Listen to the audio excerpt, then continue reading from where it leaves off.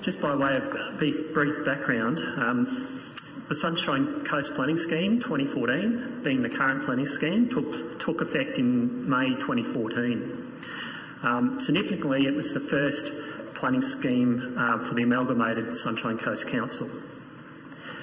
Since that time and during the preparation of the planning scheme, the Sunshine Coast has witnessed unprecedented growth and change over that time. The Planning Act 2016 also requires a local government to review its planning scheme within 10 years of it being made.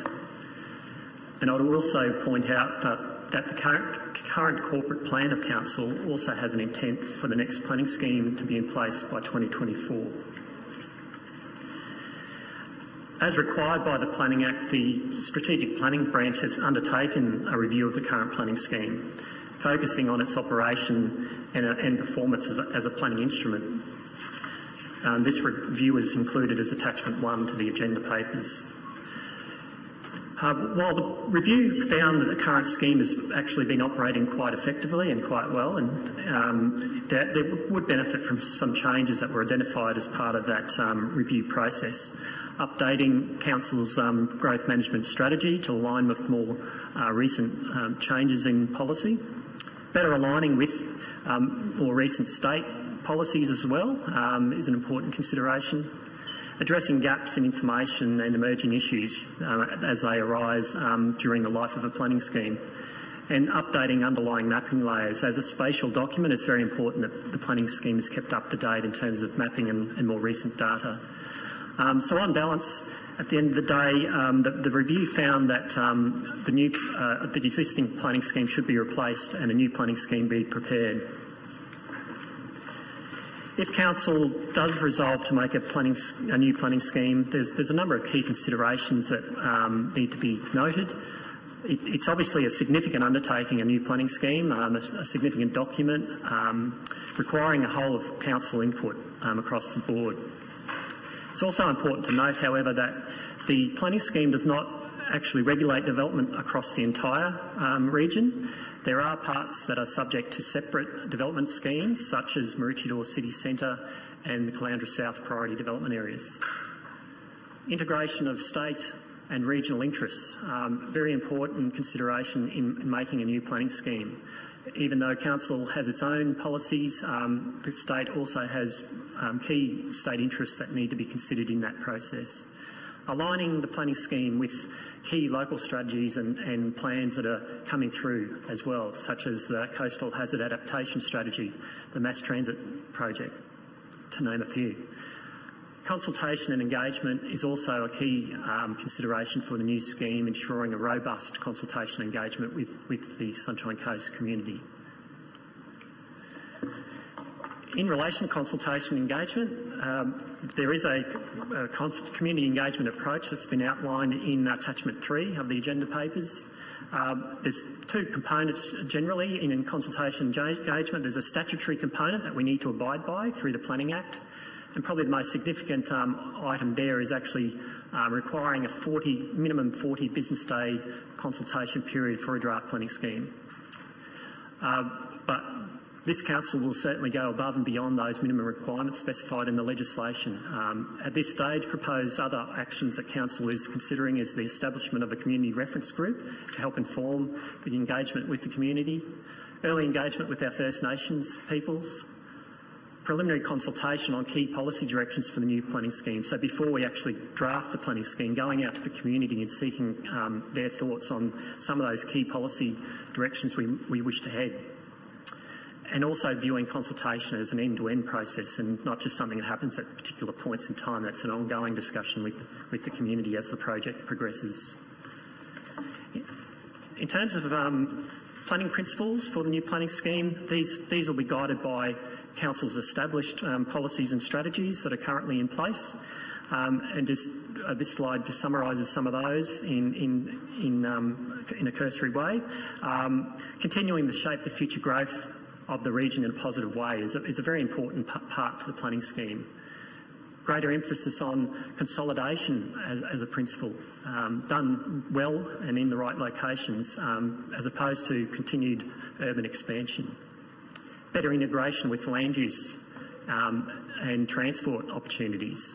And mass transit is one of those opportunities and examples of that. Protecting our character, lifestyle, environment, that's quite a common theme that we hear coming through community consultation. It's something we value in terms of those values, and we want to ensure that new growth and development maintains those. Supporting sustainable economic growth at the same time, ensuring those opportunities are also harnessed. Balancing competing priorities and interests, that's always a key principle in preparing the planning scheme. There's always competing interests and trying to find that appropriate balance. Maintaining focus on local planning, a community of communities, is also something that is an important principle for the new planning scheme in our view. And responsive to natural hazards and climate change is something that we're certainly well aware of and something that needs to be responded to through a new planning scheme. Just also drafting principles, that's something that is important to establish from the outset before you go too far down the path of a new planning scheme, is what are the drafting principles that would inform the preparation of the planning scheme. And these principles include being strong and having a strong and clear policy framework. Very important that up front we're very clear about what our objectives are and ensuring that those objectives are driven through the entire planning scheme. Being risk tolerant and risk aware. Understanding where the high risk developments proposals may be, and ensuring the planning scheme is appropriately responding to those, and lower risk development potentially having less regulation to ensure that those things can occur without too many obstacles. A balanced approach to certainty versus flexibility. This is something that's important principle for drafting as well, ensuring that where we wish to be very prescriptive, we can be prescriptive, and where we're a bit more flexible about certain elements, that they can be flexible and more performance-based. And ensuring that the planning scheme, the drafting of the planning scheme is effective and defendable as a planning instrument. At the end of the day, it's a legal document and ultimately can be tested in the Planning and Environment Court. So ensuring it's very clear and effective in its drafting approach is an important principle. In terms of the plan-making process, this diagram simplifies a process that would typically apply to a new planning scheme. It's noted that these timeframes are indicative and are quite ambitious in terms of that finalising a planning scheme towards the end of 2023. There's also worth noting as well in these various stages, certain stages are elements beyond Council's control, and we don't have a sort of a say in the timing of those. For example, the state interest review processes, which are in the hands of the state during those steps, which on this diagram would be step 4 and step 7 in that process. We've also considered the project risks and the project plan that's also an attachment to the Council report, looking at those risks. And a project of this nature is not without its risks. Timeframe for completion not being met, that's an obvious risk in a project of this nature. South East Queensland Regional Plan. During the next few years, that regional plan will be up for review. It took effect in 2017, and generally every 5 to 7 years it's reviewed, so we need to be cognisant of that. There might be other state planning and or legislative reform during this time as well, which as the planning scheme process progresses, we'll need to be monitoring and be aware of.